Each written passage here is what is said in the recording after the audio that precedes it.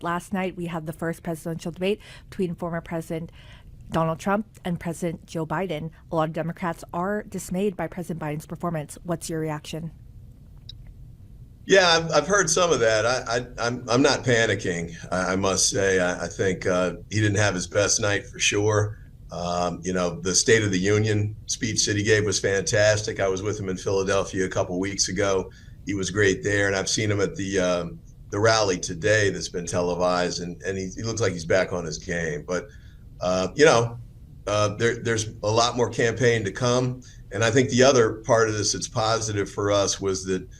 I don't think Trump had a great night either, particularly. I think he lied a lot and in obvious ways that turned off a lot of potentially persuadable voters.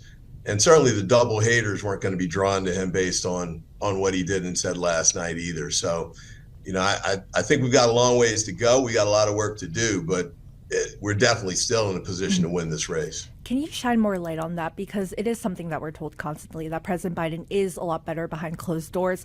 Is that true? You've talked a little bit about, the other instances in which you've seen him. What is he like in those instances? Was last night really an anomaly? It was an anomaly from what I've seen. I mean, the Philadelphia rally was a public event. We went there, I think it was about 2 weeks ago. The vice president spoke first.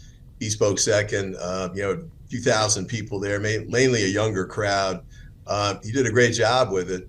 And everybody saw the State of the Union, and what a great job he did there. So, the private meetings and things, he's certainly, sharp and knows policy inside and out. But I'm talking about the public aspect of this. And I think he's definitely able to do it. He had a tough night last night, but I don't think that's indicative of who he is or what he can do.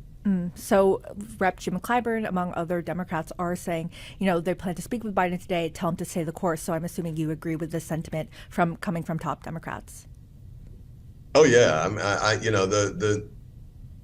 The panicky stuff, I don't share that view. I really do think that, we know that he's the only candidate that's ever beaten Donald Trump in a race.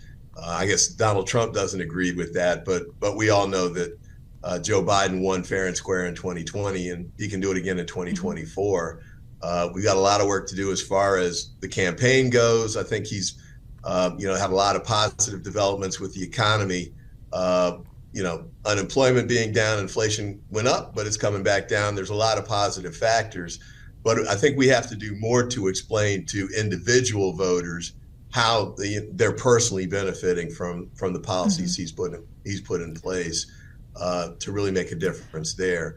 And I think reminding people of what a circus the Trump presidency was, especially on January 6th.